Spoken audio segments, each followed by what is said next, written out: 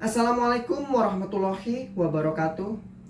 Perkenalkan, nama saya Rahmat Ditya Budia Raffi, nomor absen 30, kelas 11 IPA 3. Pada kesempatan kali ini saya akan menjelaskan tentang praktikum saya, yaitu badan Golgi. Sebelum saya terjun bebas menjelaskan tentang badan Golgi, izinkan saya untuk menjelaskan tentang alat dan bahan yang saya gunakan serta waktu yang saya butuhkan untuk membuat ini dan anggaran yang saya keluarkan. Yang pertama, alat. Alat yang saya gunakan itu simpel. Ada kuas, ada gunting, ada juga cutter. Lalu untuk bahan-bahan yang saya gunakan pun juga simpel. Seperti yang kita lihat ini, styrofoam bahannya. Lalu yang kedua itu ada cat air. Dan yang ketiga itu ada lem. Lalu untuk estimasi pengerjaannya itu sekitar 1 jam 30 menit. Dan anggaran yang saya keluarkan untuk membuat ini semua itu sekitar 14.000. Kenapa bisa 14.000? Karena cat airnya saya minjem tetangga. Lalu untuk styrofoamnya itu satunya itu 7.000. Lalu saya beli 2, jadinya 14.000. Oke, langsung saja kita masuk ke materinya.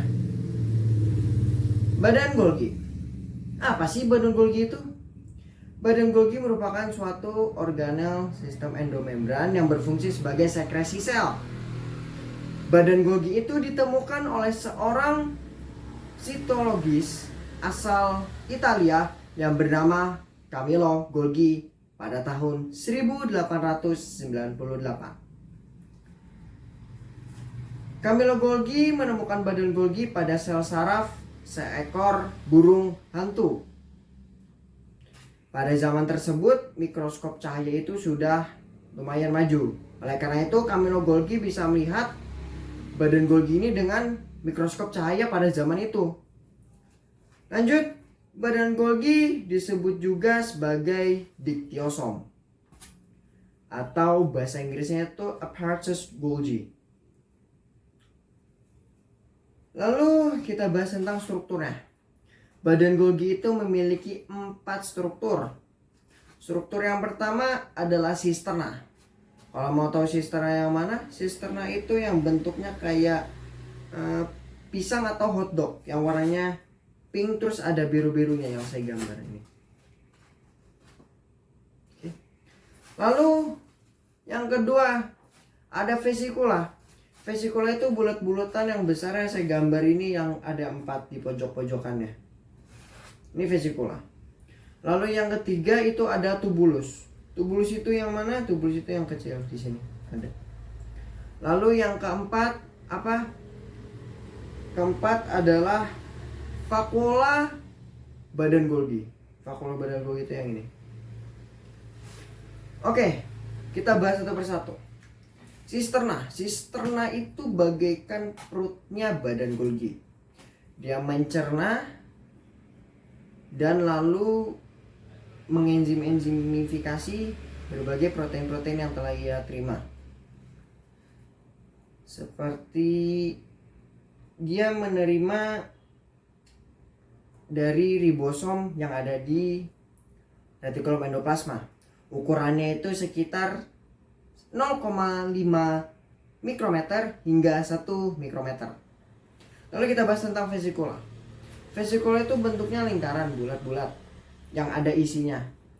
Lalu vesikula itu terbagi jadi 2, ada vesikula kasar, ada vesikula halus. Bedanya di mana? Bedanya ada di kulit terluarnya. Kalau vesikula halus itu enggak halus, sedangkan kalau yang vesikula kasar itu ada kayak gerigi-geriginya. Lalu kita bahas tentang tubulus. Tubulus itu merupakan jaringan penyambung antar sisterna. Lalu kita bahas tentang vakuola dari badan Golgi. Vakuola badan Golgi itu terbuat dari tubulus badan Golgi. Dia juga bisa menjadi terdapat lisosom di dalamnya. Lalu kita membahas tentang asal usul badan Golgi. Badan Golgi itu asalnya dari mana sih? Pertama, ada yang menyebut badan Golgi itu terbuat dari peluruhan membran sel. Yang kedua, ada yang bilang juga peluruhan dari membran nukleus. Ada juga yang bilang peluruhan dari retikulum endoplasma. Lalu, mengenai fungsi-fungsi dari badan Golgi. Secara general, badan Golgi itu berfungsi sebagai metabolisme sel. Tapi, fungsi dari badan Golgi juga bisa sebagai modifikator atau penyunting dari hasil sintesis ribosom yang ada di retikulum endoplasma. Dia juga bisa membuat glikoprotein dan glikolipid yang ada di membran sel atau membran plasma. Dia bisa buat glikolipid dan glikoprotein. Jadi, gimana sih alurnya? Anggap saja ini adalah retikulum endoplasma ya. Retikulum endoplasma mengirimkan vesikel yang hasil sintesis lalu diterima di sisterna bagian cheese face. Cheese face itu adalah bagian atas atau bagian muka. Lalu diproses, dipilah, dimodifikasi, lalu turun ke sisterna bagian transface atau bagian ekor.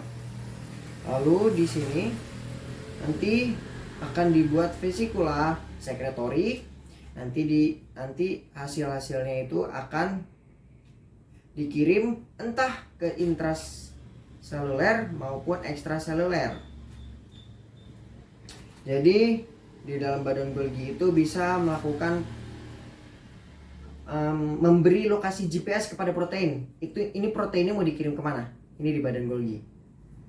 Dikirim GPS atau lokasi proteinnya itu dari di badan Golgi. Oke. Mungkin segitu saja yang bisa saya jelaskan dari badan Golgi.